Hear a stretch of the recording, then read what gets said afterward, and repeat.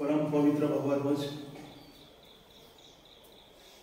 व्यासपीठावरती उपस्थित असलेले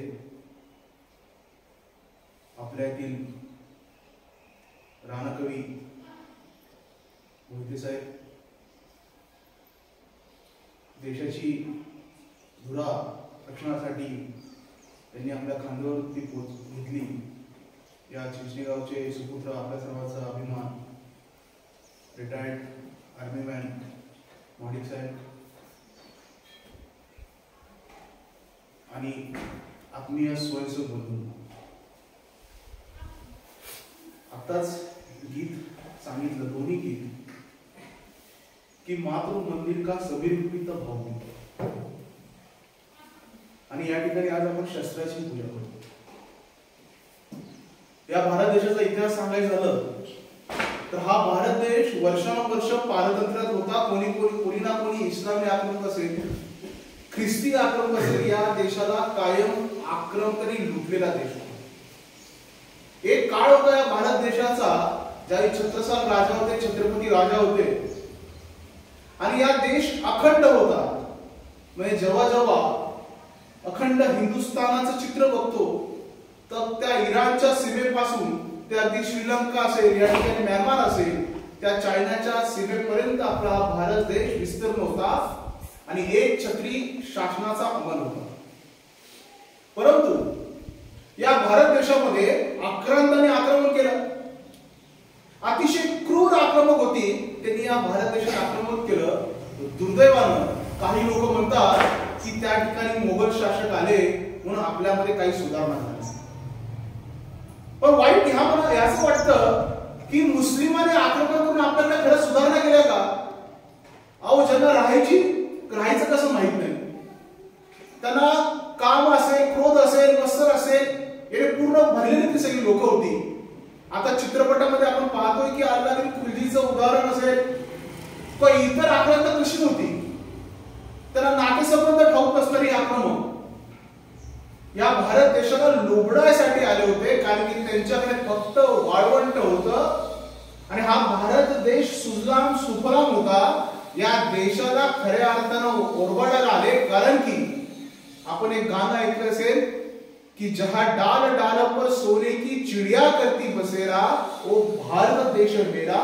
नुसतं बांधवांचं एक गाणं नव्हतं, तर या भारत देशाची वस्तुस्थिती होती की खरोखरच या भारत देशातून सोन्याचा धूर निघत होता आणि त्या सोन्याचा धूरच त्या आक्रांतांनी आक्रमणकाऱ्यांना अट्रॅक्ट केला आणि या ठिकाणी ते सोनं लुटायले, हिरे लुटायले, अनन्वित अत्याचार केले, ओरबडले या देशाला.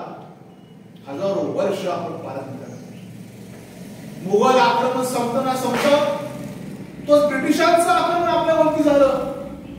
ब्रिटिशांनी 150 वर्ष आपल्यावरती राज्य केलं.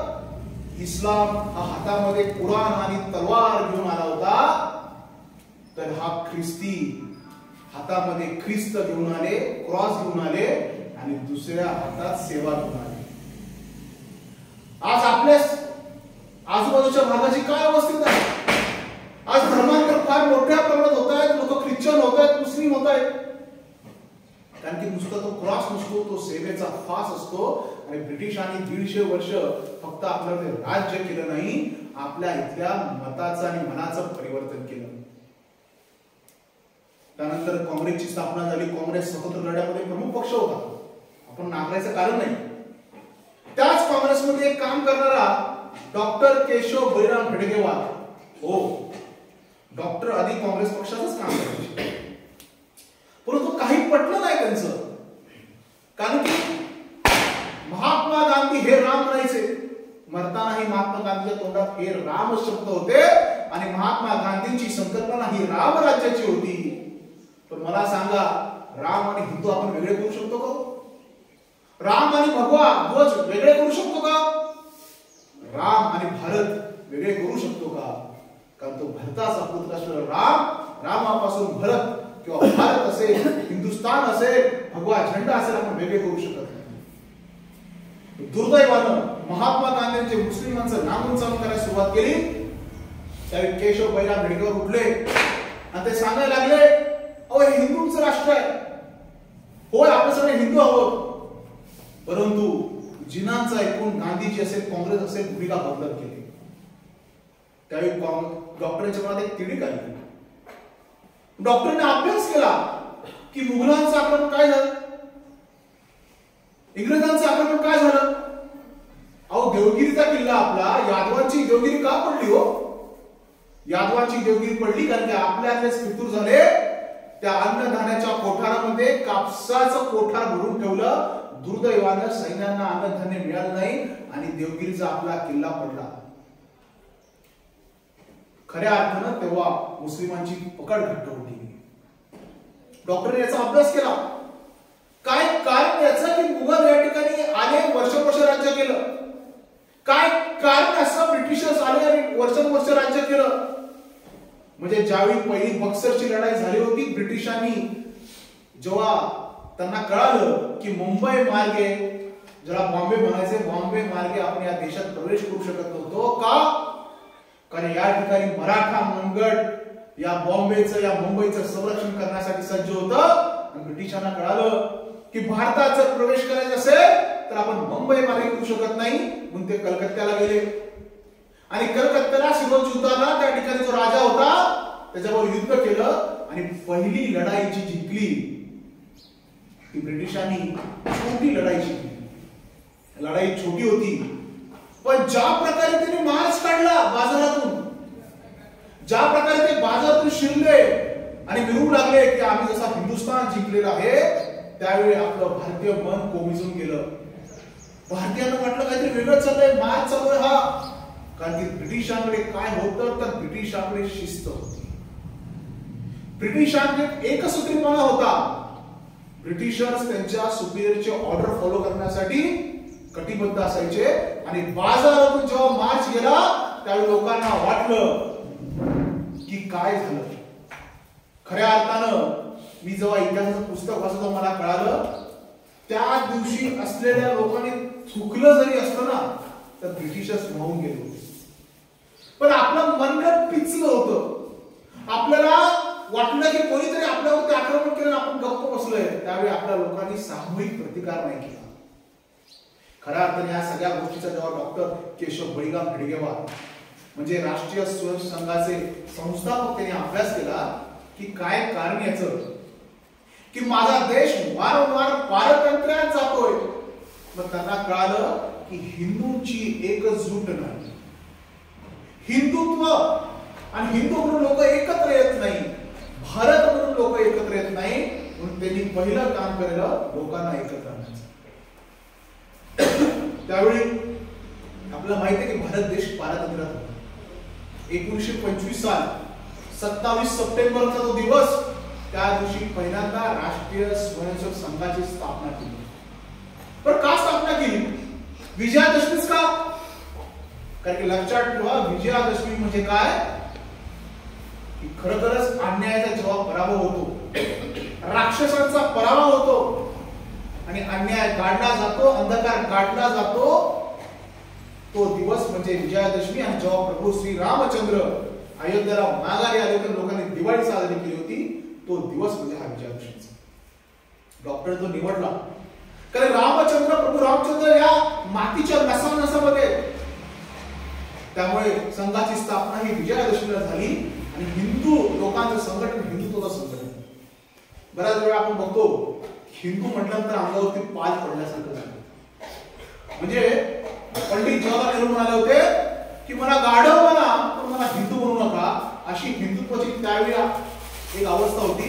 अशा कालखंडात डॉक्टर हेडगेवार म्हणाले होय हे हिंदू राष्ट्र आणि मी हिंदू आहे.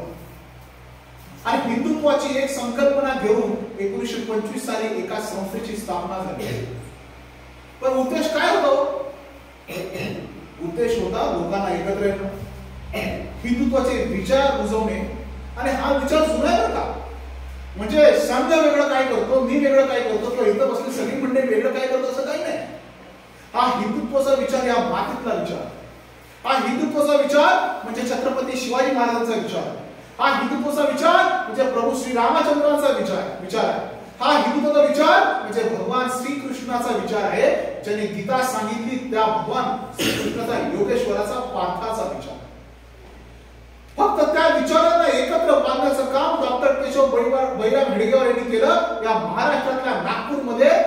त्यांनी पहिल्यांदा मोहिते वाडा या ठिकाणी शाखा लावली. काय नाही, मुलं एकत्र आली, खेळू लागली. मंत्र छोटा होता, तंत्र सोपं होतं, त्याचं नाव शाखा होतं. शाखा म्हणजे काय हो? 4 लोक एकत्र येणं, खेळणं, गप्पा मारणं आणि घरी निघून जाणं. पण ते तंत्र आहे. आल्यानंतर एखादा संस्कृत सुभाषित बोलणं, एखादा सुविचार सांगणं, चालू घडामोडी सांगणं, आपले पारंपरिक खेळ आहे जे आपण विसरलोय ते एकत्र येऊन खेळणं आणि आपल्या संघाची प्रार्थना म्हणणं आणि निघून जाणं. पण प्रार्थना तरी काय हो? नमस्ते सदा वत्सले मातृभूमी तुया हिंदुभूमी सुखम वर्धितो. अशी हिंदुत्वाच्या या भूमीच्या रक्षणाच्या, पुण्यभूमीच्या रक्षणाची प्रार्थना आहे. तरी या संघाला आज आपण म्हणतो की बरेच जण नाव ठेवतात.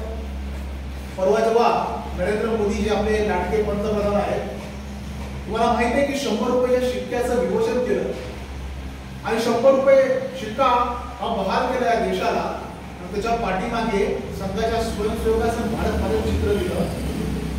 बऱ्याच लोकांनी त्याला विरोध केला. पण विरोधाचं कारण काय? कोणी ठोस सांगू शकत नाही. पण या विरोधातच संघ मोठा झालाय. कारण विरोधों के चट्टान के सागर बन खडे है. आज या देशाचे प्रमुख 3 लोक, पंतप्रधान नरेंद्र मोदी असतील, राष्ट्रपती द्रौपदी मुर्मू असतील आणि आता आपले उपराष्ट्रपती झाले ते असतील. हे तिघही राष्ट्रीय स्वयंसेवक संघाचे घटक आहेत. राजकीयच नाही आहे. सामाजिक क्षेत्रामध्ये आज तुम्ही प्रत्येक ठिकाणी गेला तर कुठला ना कुठला स्वयंसेवक काम करतो या मातीसाठी, या मातीच्या उत्थानासाठी झटतोय, समाजामध्ये मिसळून काम करतोय.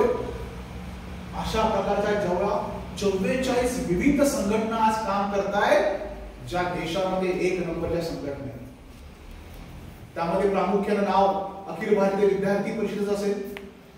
म्हणजे संघ एकटा वाढला नाही, तर त्यांनी त्याचा हिंदुत्वाचा विचार, या मातृभूमीचा विचार त्यांनी अन्य क्षेत्रात पसरवायला सुरुवात केली. त्याचं प्रामुख्याने श्रेय जातं माधव सदाशिव गोरळकर, उपाख्य श्री गुरुजी यांना. हिंदुत्वाचा विचार हा फक्त संघात राहता कामा नये. ज्या ठिकाणी विद्यार्थी आहेत, कॉलेज आहेत, त्या ठिकाणी हिंदुत्वाचा विचार जावा, त्या ठिकाणी मातृभूमीचा विचार जावा. म्हणून अखिल भारतीय विद्यार्थी परिषदेची स्थापना केली आणि तो विचार खऱ्या अर्थाने कॉलेजच्या विद्यार्थ्यांमध्ये भारत माता की जय, राष्ट्रप्रथम, छात्रशक्ती, राष्ट्रशक्ती अशा स्वरूपाचा विचार जर कोणी पोचवला असेल तर संघाने स्थापन केलेल्या किंवा संघ पुरस्कृत असलेला अखिल भारतीय विद्यार्थी परिषद. दुसरी संघटना घ्या, भारतीय मजदूर संघ असेल, जी कामगार क्षेत्रात काम करते. भारतीय मजदूर संघामध्ये भारत माता की जय बोलणारी संघटना होती, कम्युनिस्टांची संघटना होती, ज्यांचा कुठेतरी चीन त्यांचा पोषक होता, कुठेतरी कम्युनिस्ट राष्ट्र त्यांचं केंद्र होतं. या मातीतली संघटना होती जी कामगारांसाठी काम करत, त्यासाठी भारतीय मजदूर संघाची स्थापना केली. आणि त्या ठिकाणी त्या तपस्या बलिदान असेल आणि उद्योगिक पाहिजे, कामगारी पाहिजे, पण त्याबरोबर राष्ट्राचं हित पाहिजे, त्यासाठी भारतीय मजदूर संघाची स्थापना केली. विज्ञान माहिती आहे, शोध लागतात, सगळं लागतं, पण त्या शोधामध्ये या भारतीयांचा मूल विचार पाहिजे. आपल्याला माहिती आहे की शोध लागला तो सायंटिस्ट असेल, पण तो जर कुठेतरी विकला गेला तर या देशाचं काही खरं नाही. पण त्या सायंटिस्ट मध्ये, त्या विज्ञानाच्या संशोधनामध्ये राष्ट्रभक्तीची ज्योत प्रफुल्लित करण्याचं जर काम कोणी केलं असेल तर ते विज्ञान भारती सारख्या संघटनेने केलं. विश्व हिंदू परिषद आहे, हिंदूचं संघटन, फक्त हिंदूंचं संघटन आहे, विश्वातल्या संपूर्ण हिंदूंचं संघटन करायचं आहे आपल्याला. म्हणून विश्व हिंदू परिषद स्थापना केली.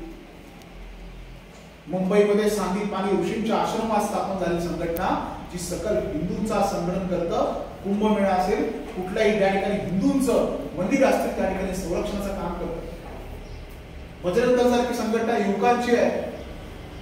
आपल्याला माहिती आहे की रामदासांपासून प्रत्येक जण हा हनुमानाचा भक्त होता. त्यांनी सांगितलं युवान हा आशिष्ट, बलिष्ठ, दृढ आणि बलवान असला पाहिजे. त्याने हनुमानाची उपासना केली पाहिजे. कारण की स्वामी विवेकानंद म्हणले होते की मला 100 असे तरुण द्या की नचिकेतासारखे असतील तरी मी या देशाचं स्वरूप पालटेल.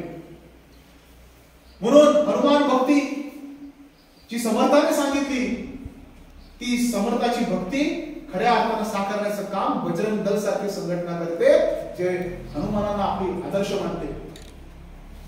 अशा बऱ्याच संघटना असतील, सहकार भारतीसाठी संघटना असेल, जे सहकार क्षेत्रात काम करते. संघाचं जाळं असं 44 क्षेत्रात विस्तीर्ण झालं आणि संघ तिथेच थांबला नाही. संघाने सामाजिक स्थिती बदलली. म्हणजे एका नागपूर सारख्या छोट्या गावामध्ये स्थापन झालेला संघ आज संपूर्ण विश्वामध्ये सर्वात मोठी संघटना आहे. बरं, ह्या करायचं काय? तर त्याला हिंदूंचं संघटन करायचं. या जगाला आपण म्हणतो वसुदेव कुटुंबक, वसुदेव कुटुंबक. पण वसुदेव कुटुंबक म्हणजे काय? पण या जगाला मार्गदर्शन करणार कोण आहे? तर या जगाला खऱ्या अर्थानं मार्गदर्शन करणार कोण असेल तर हा भारत आहे, हा हिंदुस्थान. कारण इथली संस्कृती, तिथला योग असेल, तिथली परंपरा असेल, या विश्वाच्या कुठेही आपल्याला सापडत नाही, जी आपल्या मातीमध्ये खऱ्या अर्थाने रुजलेली आहे, ती आपण आज विश्वाला देतो. त्यासाठी राष्ट्रीय स्वयंसेवक संघाची स्थापना. संघ 100 वर्षात पदार्पण केलेला आहे. परंतु संघावरती आरोपी बरेच होतात. पण आरोप करणारे कोण आहेत? त्यात प्रामुख्याने नक्षलवादी आहेत, कम्युनिस्ट आहेत, काही एक देश विघातक होते. म्हणजे विशेष वाटतं की पाकिस्तान संघाबद्दल बोलतं, पण इथले काही नेते संघाबद्दल बोलतात. पण संघ कोणाचाही द्वेष करत नाही. आणि आताच जे अमृतवचन आपल्यासमोर गुरुजींचं वाचून दाखवलं की आज जो आपल्याला उद्या कधीतरी होऊ शकतो. त्यामुळे संघ द्वेषावरती कधीच काम करत नाही, संघ रागावरती काम करत नाही. संघ आपल्या विचारावरती, हिंदुत्वावरती काम करतो आणि आपली रेष मोठी करण्यात संघ समाधान. परंतु आज संघावरती बॅन आला. अहो, संघावरती 3-4 वेळा ऑलरेडी बॅन येऊन गेला. संघाला बंदी घातली. पण ज्या ज्यावेळी संघाला बंदी घातली, हा संघ तेवढ्याच तत्परतेने पुढे लागला. मला आश्चर्य वाटलं जेव्हा श्री गुरुजींचं जे द्वितीय सरसंघ चालक आहेत त्यांचं पुस्तक वाचत होतो. जेव्हा संघावरती पहिली बंदी घातली आणि गुरुजी जेलमधून आले, तो साहजिकच आहे. आपल्याला माहिती आहे की एखादा नेता सुटला जेलमधून बाहेर आल्यानंतर तो किती प्रक्षोभक भाषण करेल, तो म्हणजे मारा काटा सगळं करेल.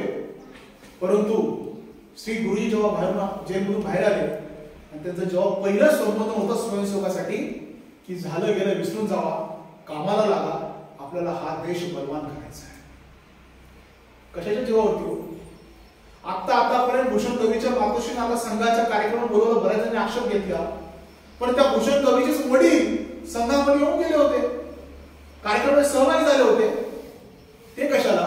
संघ फक्त बामणांचा म्हणलं जातं असं काही नाही. आज मी कुठल्या जातीच्या संघामध्ये जात विचारलीच जात नाही. आपण जेव्हा सगळे एका लादीवरती बसतो, एका ठिकाणी बसतो, संघ हा जाती धर्माच्या पलीकडे विचार करणारी देशभक्ती असलेली संघटना. पण लोक मुद्दा म्हणतात संघ बामणांचा.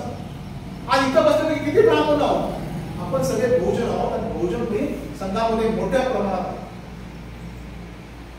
अशा प्रकारे संघाला काहीतरी एका पठडीत करायचं, संघावरती टीका करायची. परंतु संघ थांबला नाही, संघ हा कायम वाढत आला. कारण की जेव्हा ज्या अमृषाने या भगवा ध्वज आपल्या खांद्यावरती घेतलाय, तर ते छत्रपती असेल, महाराणा प्रताप असू दे, पृथ्वीराज चव्हाण असेल, त्याला कोणी थांबवू शकत नाही. त्यामुळे संघ काय करतं? संघ भगव्या ध्वजाला मानतं, दुसऱ्या कुठल्याही मूर्तीला, प्रतिमेला मानत नाही. कारण हा भगवा ध्वजच का काय अनादि अनंत काळापासून हा मार्गदर्शन करण्यात केलेला ध्वज आहे. म्हणजे आपले सगळे राजेबाब त्यांनी भगवा ध्वजाची पूजा केली आणि भगवा ध्वज प्रामुख्याने त्यांच्या खांद्यावरती होता. या भगवा ध्वजाला मानून संघ काय करतो? फक्त वर्षातून 6 उत्सव करतो, दैनंदिन शाखा चालवतो, मासिक शाखा चालवतो, लोकांना एकत्र करतो. बरं, ते 6 उत्सव तरी कुठले? पहिला उत्सव आहे गुढीपाडव्याचा. आपला उत्सव आहे गुढीपाडव्याचा उत्सव. हा संघ करतं, समाजाला घेऊन करतं.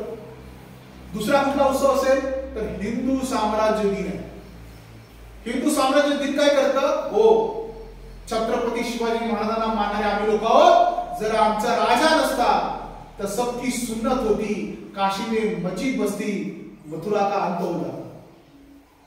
मग त्या राजाचं स्मरण असेल म्हणून आम्ही हिंदू साम्राज्य दिन करतो. कारण की शेकडो वर्षाची सगळी ती मुघल असेल, पातपाशाली गाडून असे आमचा राजा हा छत्रपती सार्वभौम झाला आणि त्यावेळी छत्रपती ज्यावेळी आमचा राजा झाला तो आमच्या हिंदूंसाठी अभिमानाचा क्षण आहे म्हणून संघ हिंदू साम्राज्य दिन करतो. पण बरेच लोक म्हणतात की संघ का शिवाजी महाराजांना मानतो का? शाखेत कधी आलत नसतो आपण. संघ डॉक्टर हेडगेवार असतील, गुरुजी गोळवळकर असतील आणि मध्ये छत्रपती शिवाजी महाराजांची प्रतिमा ठेवतो. संघाचा कुठलाही कार्यक्रम तुम्ही बघा त्यामध्ये छत्रपती शिवाजी महाराजांचा प्रतिमा असतेच. का असते हो? कारण संघ छत्रपती शिवाजी महाराजांना म्हणतो. मोहन भागवत असतील परमपूज्य संघचालक आमचे किंवा प्रत्येक संघचालकांनी उल्लेख केलेला आहे की छत्रपती शिवाजी महाराज हे आमचे आदर्श आहेत. संघाचा तो उत्सव आहे हिंदू साम्राज्य दिन आणि संघ तो साजरा करतो आणि खरोखरच मुघलांना गाडून खऱ्या अर्थाने हिंदूचा शासक हा छत्रपती झाला होता. पण उगाच काहीतरी बोलायचं छत्रपती शिवाजी महाराज किती मान. तिसरा उत्सव रक्षाबंधन जे माझ्याकडे रक्षासूत्र आहे. या रक्षाबंधनाचा उत्सव म्हणजे जो आपला हिंदू परंपरेचा प्रमुख उत्सव आहे. आपण बहीण भावाला राखी मानते पण या ठिकाणी हिंदू बांधव आपल्या हिंदू बांधवांना राखी मानतो की बांधवा तुझ्यावरती कुठलंही संकट आलं तर मी हिंदू म्हणून तुझ्या पाठीशी काय उभं राहील ही खात्री म्हणजे हे रक्षासूत्र. रक्षाबंधन हे रक्षेचं सूत्र असल्यामुळे हिंदू बांधव दुसऱ्या हिंदू बांधवाला एक आश्वासन देतोय होय मी तुझ्या पाठीशी आहे. कुठलेही संकट येऊ दे हा तुझा भाऊ पाठीशी आहे. नुसतं भारत माझा देश आहे सारे बांधव सारे भारतीय माझे बांधव ही फक्त प्रतिज्ञा शाळेत म्हणायची नसते. खऱ्या अर्थाने या प्रतिज्ञेचं पालन कोण करत असेल तर रक्षासूत्र बांधव राष्ट्रीय स्वयंसेवक संघ करतो. गुढीपाडव्याचा उत्सव जो आता होतोय संघाचा उत्सव आहे. विजयादशमीचा उत्सव आहे. विजयाचा उत्सव आहे. ज्या वेळी असुरावरती मात झाली राक्षसांचा उत्माद मांडला होता त्यावेळी ज्यावेळी राक्षसांना आम्ही पतन केलं त्या विजयाचा सण म्हणजे हा विजयादशमी आहे. गुरुपौर्णिमा असेल या भारतीय परंपरेचा एक प्रमुख उत्सव संघ करतोय. काय करतो गुरुपौर्णिमेला? लोकांना एकत्र आणतं. असाच कोणतरी वक्ता आणतं. त्या वक्त्याला बोलायला होतं आणि काय बोलायला लागतो? गुरुपौर्णिमेबद्दल माहिती मिळते. आज आपण प्रत्येक आयुष्यात कोणाकडून गुरु करतो पण संघ कोणाला गुरु मानतं तर संघ या भगव्या ध्वजाला गुरु मानतं जो अनादि अनंत कालापासून आम्हाला मार्गदर्शन करत आलेला आहे. जो प्रभू रामचंद्रांचा गुरु होता, जो छत्रपती शिवाजी महाराजांचा गुरु होता, जो महाराणा प्रतापांचा गुरु होता, या भगव्या ध्वजाला स्मरून आपापले स्वयंसेवक या भगव्या ध्वजावर समर्पण करतात. तिथे काय सांगितलं जातं? वक्ते काय सांगतात? गुरु शिष्य परंपरा सांगतात. रामाची परंपरा सांगतात. राम सुद्धा शिष्याकडून गुरु परंपरेमध्ये दीक्षा घेऊन राम तयार झाला होता. सातीपानी ऋषीच्या आश्रमात श्रीकृष्ण तयार झाले होते. वशिष्ठांच्या आश्रमात तयार झालेले शिष्य.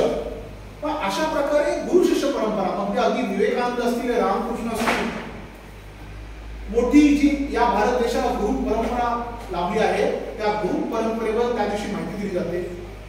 आणि शेवटचा उत्सव मकर संक्रांतीचा उत्सव जेव्हा आपण सगळे म्हणतो तिळगुळ घ्या गोड बोला. सूर्याचं संक्रमण असतं आणि संक्रमण करण्याचा काळ असतो आणि असे भारतीय परंपरेतले 6 उत्सव संघ करतोय तरी संघाला लोक टीका करतात, नाव ठेवतात. संघ म्हणतात की संघ हा स्वतंत्र लढ्यात नव्हता. ही पण एक गैरसमजूत आहे मित्रांनो. 1930 साली जंगल सत्याग्रहामध्ये डॉक्टर केशव बैराम हेडगेवार यांना तुरुंगवास झाला होता. चले जाऊच्या आंदोलनामध्ये डॉक्टरजी होते. पण संघातून काहीतरी म्हणायचं की संघ तिरंगा ध्वज फडकत नाही. मला सांगा तिरंगा ध्वज हा नरेंद्र मोदी पंतप्रधान आल्यानंतर त्यांनी घराघरात फडकवायला परवानगी दिली. तर याच्यावर कुठे फडकवायचं तिरंगाचे ध्वज? शासकीय कार्यालय, पतसंस्था किंवा ज्या गव्हर्नमेंटच्या इन्स्टिट्यूट आहेत तिथेच फडकवायचं. म्हणून काहीतरी सांगायचं संघ तिरंगा झेंड्याला मानत नाही. संघ स्वतंत्र लढ्यात नव्हता. तर डॉक्टर केशव बळीराम मेघवाल 2 वेळा स्वतंत्र लढ्यात ज्यांनी तुरुंगवास भोगला ते संघाचे संस्थापक आहेत. म्हणायचा संघ स्वतंत्र लढ्यात कुठेही नव्हता. संघ कुठे आहे तर तुम्हाला सांगतो 1947 रोजी फायनल झाली. लाहोर मध्ये संघाच्या अनेक शाखा कार्यरत होत्या. त्यावेळी आपले द्वितीय सरसंघचालक माधव सदाशिव गोळकर यांनी सांगितलं जोपर्यंत शेवटचा हिंदू त्या पाकिस्तानमधून या भारत देशात येत नाही तो पण एकाही स्वयंसेवकाने आपली जागा सोडायची नाही. तर अनेक स्वयंसेवकाचं बलिदान त्या पाकिस्तानमध्ये लाहोरमध्ये आणि आसपासच्या परिसरात झालेलं आहे. काही संघ हा संघ कार्य करत होता. प्रत्येक हिंदूला भारतमध्ये ज्याची ज्याची इच्छा आहे त्याला पाठवण्याचा प्रयत्न करत होता. त्यावेळी काँग्रेसचे कुठे होते पण वस्तुस्थितीला नाकारून काहीतरी सांगायचं, काहीतरी फसवेगिरी करायची आणि संघावरती टीका करायची. अहो आता जो काश्मीर आहे ना आपला काश्मीर तो कसा आला आपल्याकडे? राजा हरिसिंग हिंदू राजा पण प्रजा सगळी मुस्लिम. तो हिंदू राजा भारतामध्ये विलीन होत नव्हता. आपल्याला माहिती आहे की सरदार वल्लभभाई पटेल यांनी भूमिका घेतली होती की सगळ्या संस्थांनी विलीन करायचं आणि एक सक्षम राष्ट्र घडवायचं. राजा हरिसिंग काय साईन करायला तयार नव्हता.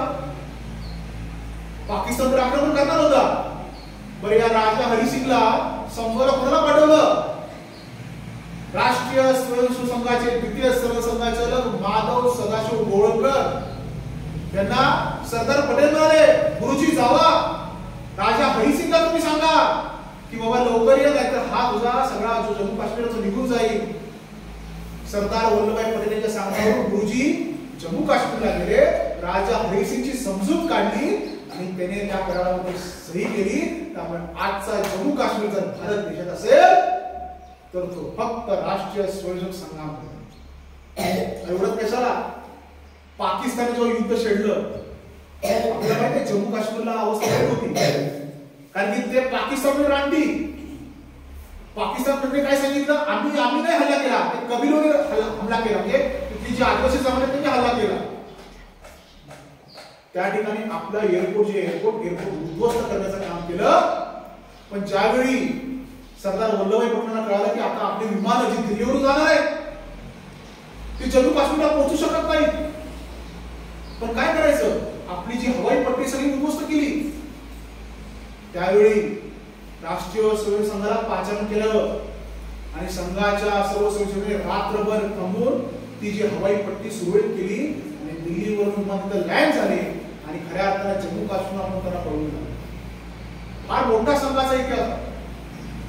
अहो अधिवेशन झालं काँग्रेसचं ठरलं लाहोरच आहे ते ठिकाण आणि नेहरूंनी ध्वज फडकवला आणि ध्वज वरती पाईपवरती अडकला. तर पाईप छोटी ध्वज वरती अडकला तर त्या ठिकाणी एक जण आला पाईपवर चढला तो ध्वज मोकळा केला आणि पुन्हा खाली आला पुन्हा जागेवरती गेला. पण तो कोण होता जो अडकलेला ध्वज नीट करणारा? तर तो राष्ट्रीय स्वयंसेवक संघाचा स्वयंसेवक. राष्ट्रभक्ती जन्मजात आहे. संघाचा स्वयंसेवक हा राष्ट्रभक्तच आहे. फक्त त्याला एक राष्ट्रीय स्वयंसेवक संघ नाव आहे. अशी बरीच उदाहरणं आहेत की ज्या वेळी आणीबाणीचं उदाहरण बघा. सगळा देश पारतंत्र्यात होता. सगळ्यांना बोलण्याचं स्वातंत्र्य हिरावून गेलं, लिहिण्याचं स्वातंत्र्य हिरावून घेतलं. पण त्यावेळी जर विद्यार्थ्यांनी पहिल्यांदा उठाव केला त्याचं नाव घेतो मी अखिल भारतीय विद्यार्थी परिषदेमधून गुजरात मधून बिहार मधून पहिल्यांदा जयप्रकाश नारायणचं नेतृत्व पुढे कोणी आणलं असेल तर ते फक्त राष्ट्रीय स्वयंसेवक संघाने आणलं. आणि संघावरती टीका होते कशाला? जम्मू काश्मीर मध्ये जेव्हा तिरंगा ध्वज जायला ते आतंकवादी म्हणले कोणाच्या माईच्या दम आहे तर त्यांनी येऊन तिरंगा झेंडा या लाल चौकात फडकून दाखवा. आपल्याला माहिती आहे तेव्हा आपणच राष्ट्रीय स्वयंसेवक संघाच्या स्वयंसेवकांनी घोषणा दिली जहां होगा तिरंगे का अपमान वहां करेंगे तिरंगे का सन्मान. हजारो युवक युवती त्या लाल चौकाकडे गेले आणि या लाल चौकामध्ये आपण तिरंगा झेंडा 1992 साली फडकून दाखवला. संघाने काय केलं विचार? आजही पंजाब असेल जम्मू काश्मीर असेल केरळ असेल ज्या ज्या ठिकाणी आपदा आले ज्या ज्या ठिकाणी संकट आले ज्या ज्या ठिकाणी पाऊस जास्त झाला, दुष्काळ असेल, आपत्ती असेल, नैसर्गिक संकट असेल, तर तुम्हाला राष्ट्रीय स्वयंसेवक संघाचा स्वयंसेवक त्या ठिकाणी गणवेशात किंवा टोपी घालून तर दिसेल, पहिल्यांदा तिकडे जाईल, कारण की तो मानतो राष्ट्र प्रथम. या भारत मातेची सेवा करणारे स्वयंसेवक आहेत, जे आज तागायत करत आले 1925 पासून 2025 पर्यंत. अहो, आपण साधी मंडळ काढलं ना गल्ली बोळातलं, चालवता येत नाही, चालून बघा, एक मंडळ काढून बघा, एक संस्था काढून बघा. धर्म इथं माझ्याबरोबर आहेत, त्यांना माहिती आहे. एखादी संस्था आपण चालू शकत नाही, रजिस्टर करू शकतो, सगळं करू शकतो, पण संस्था चालवणं खरंच अवघड आहे. एखादी 4 लोक एकत्र आणणं अवघड आहे. परंतु 100 वर्ष झाली, आज 100 वर्ष झाली ही संस्था अखंडपणे चालू आहे. कोणी चालवत नाही ना, स्वयंसेवक चालवतो. कोणी फंडिंग देत नाही, स्वतःच्या खर्चातून हे सर्व होतं. निस्वार्थी, निरपेक्ष, प्रामाणिक, शुद्ध अंतर्करणाने चालवली चळवळ आहे, ज्याचा कुणाचा कुठलाही पापाचा पैसा नाही. का नाहीये? कारण की हे ईश्वरी काम आहे. आपण दुसरं काही करत नाही सगळे स्वयंसेवक, हे ईश्वराचं काम आहे. या भारत देशाला परम वैभव नेतृत्व देतात स्वराष्ट्र, ज्या प्रार्थनेतल्या ओळी आहेत त्याचं जागरण करण्याचं काम करतो. कदाचित डॉक्टर एपीजे अब्दुल कलाम म्हणले असतील की हा देश सुपर पॉवर करायचा आहे, हा देश शक्तिशाली करायचा आहे, या देशाला या जगात प्रथम आणायचं आहे. तेच फक्त संघ काय म्हणतंय, परम वैभव नेतृत्व देतात स्वराष्ट्र, या देशाला तेच परम वैभव प्राप्त करून द्यायचंय ज्यावेळी या देशातून सोन्याचा धूर निघत होता. दुसरं काय आहे? संघाचा दुसरा कुठलाही उद्देश नाही, पण तू भरवलं जातं, सांगितलं जातं. आज तुम्हाला सांगतो, नक्षलवादी असतील, शहरी नक्षलवाद असेल, मोठ्या प्रमाणात फोफवलं, पण त्यांना प्रत्येक ठिकाणी एकाच भीती आहे, राष्ट्रीय स्वयंसेवक संघाची. कारण संघाच्या स्वयंसेवकाला का नाही, इकडे चुकीच चाललंय, तो तिकडे ठोका टाकतो, त्या ठिकाणी तो आपल्या प्राणांची विचार सुद्धा करत नाही. दादरा नगर हवेली पोर्तुगीजच्या ताब्यात होती हो. देश स्वतंत्र झाला, दादरा नगर हवेली स्वतंत्र झाली नाही तेव्हा कोण केलं होतं? आपले सुधीर फडके बाबूजी, जे राष्ट्रीय स्वयंसेवक संघाचे जे स्वयंसेवक होते, त्यांचा चित्रपट पहा कधी. दादरा नगर हवेली जर कोणी स्वतंत्र केली असेल तर ती राष्ट्रीय स्वयंसेवक संघाने केली आणि ती स्वयंसेवकाने केली. गोवा मुक्ती संग्राम, मी स्वतः गोव्याला गेलो होतो.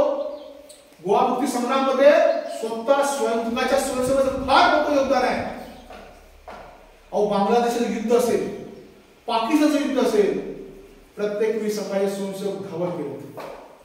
त्यामुळे संघ ही राष्ट्रभक्तीने प्रेरित असलेली संघटना. संघ म्हणजे राष्ट्रभक्ती, दुसरा कुठलाही विचार नाही. आज 100 वर्ष झाली.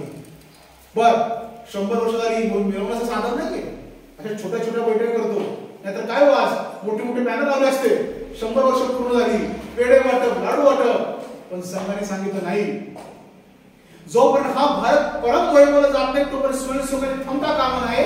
पण फक्त 5 सूत्र दिलेले, त्याला पंचसूत्री म्हणतात. म्हणजे 100 वर्षामध्ये काय करायचंय? एक, पर्यावरणाचं रक्षण, प्लास्टिकचा कमीत कमी वापर करण्याचं आव्हान संघाने केलंय. प्लास्टिक किती घातक आहे की जमीन ही प्रदूषित करते. प्लास्टिक आज रासायनिक खतांचा वाढता वापर आपली जमीन प्रदूषित करतोय. आज शिरोळमध्ये गाव आहे, पूर्ण गाव कॅन्सरने ग्रस्त आहे, कारण की पाण्याची क्वालिटी एवढी घसरली की पाण्यामध्ये खतं येतात.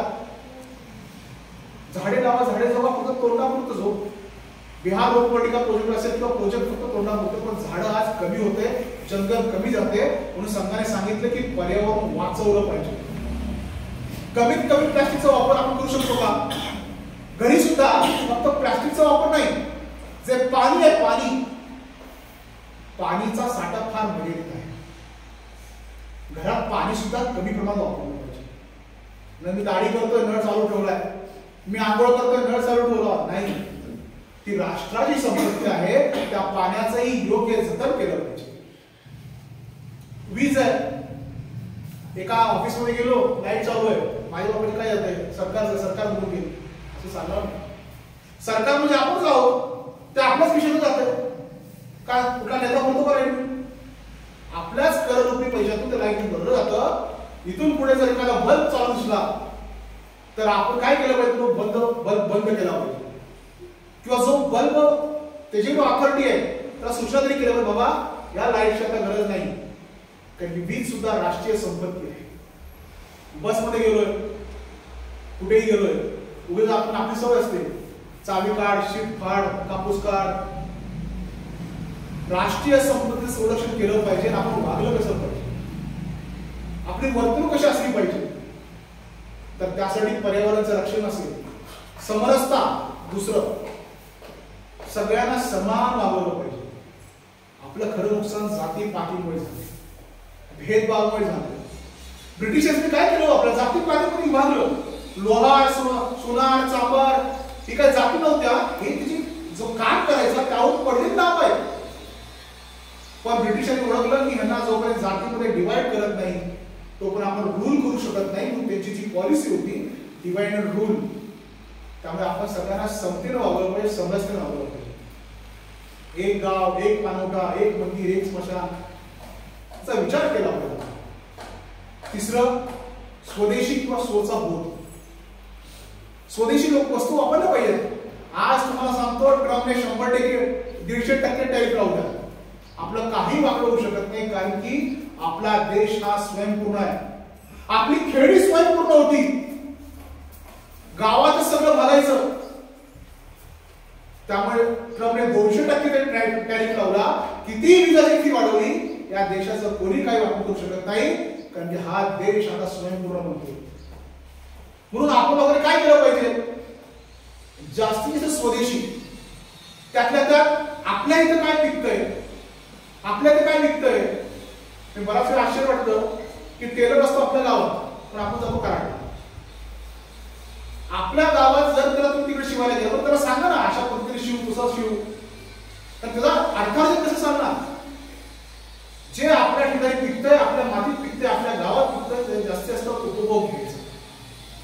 मला आठवते की एक पंतप्रधान एका देशाचे आपल्या देशात आले होते, आणि देशात आल्यानंतर त्यांची पॅन्ट जरा इथं फाटली होती, त्यांनी थोडी शिलाई मारली होती.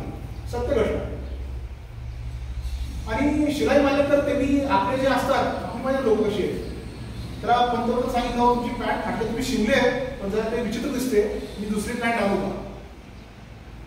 त्या देशाचा पंतप्रधान म्हणाला, तुम्ही या देशाचा, ज्या देशाचा पंतप्रधान आहे, मी त्या देशात सांगतो की तुम्ही स्वदेशीचं आचरण करा. जर मीच दुसऱ्या देशाची पॅन्ट घातली, दुसऱ्या ब्रँडची घातली, जी जो ब्रँड माझ्या देशात पिकत नाही, तर माझी लोक त्याचं अनुकरण कसे करतील.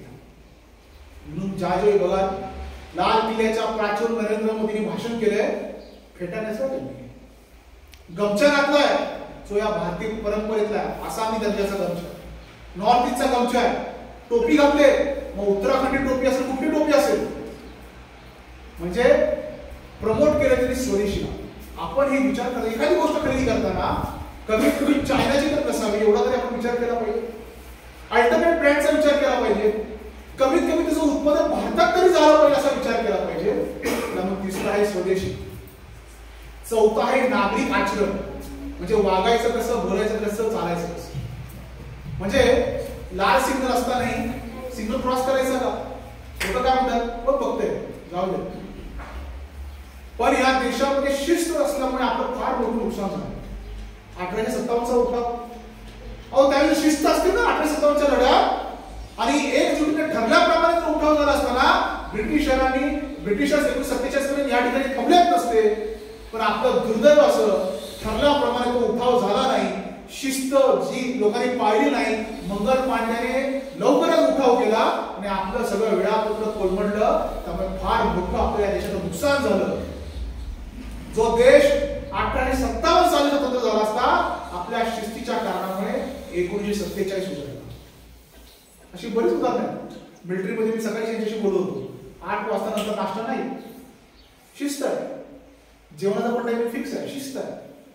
का कधी पण आला नाश्ता केला तर मिलिटरीला काय अर्थ आहे का, त्या शिस्तीला काय अर्थ आहे का, मग देशसेवा कशी करायची. पण हे मिलिटरी पुरतं पर्यंत नाही राहिलं पाहिजे. आपणही आपल्या जीवनात शिस्त आणली पाहिजे. वेळेत जाणं, वेळ खाणं, वेळेत राहणं, वेळ झोपणं, ही पण शिस्त आहे. आज 2-2 अडीच पर्यंत जागे असतात लोक. मोबाईल युवक पिढी.